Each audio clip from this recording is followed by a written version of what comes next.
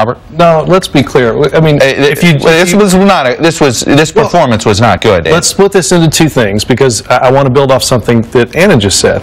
If you turned on C-SPAN and hadn't watched TV in the intervening 6 years, you'd think we'd had 150,000 troops parked right now in Iraq.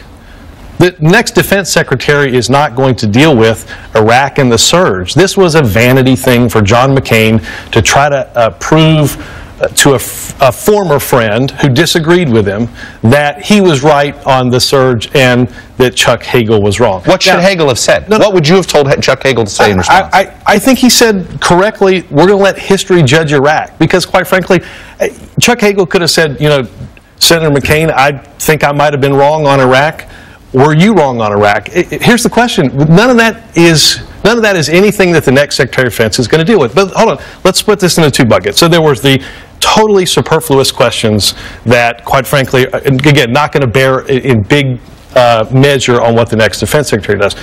The disconcerting thing, obviously, that for anybody that watched it, was he seemed unimpressive and unprepared on the questions that, quite frankly, he knew was coming. He had mock hearings. Going to what David said, should he go to the president and say, you still have confidence in him? Again, I'm reminded 3 weeks into the first term of the Obama administration, Tim Geithner gives a speech at the Treasury Department about our banking industry and how to save it.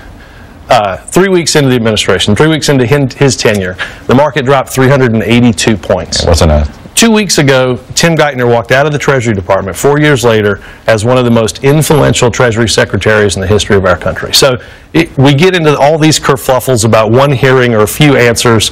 Chuck Hagel is an infantryman who's had to execute the orders of the Secretary of Defense and the Commander-in-Chief and understands what those people go through, and he's going to be a good Secretary of Defense. Ralph, I know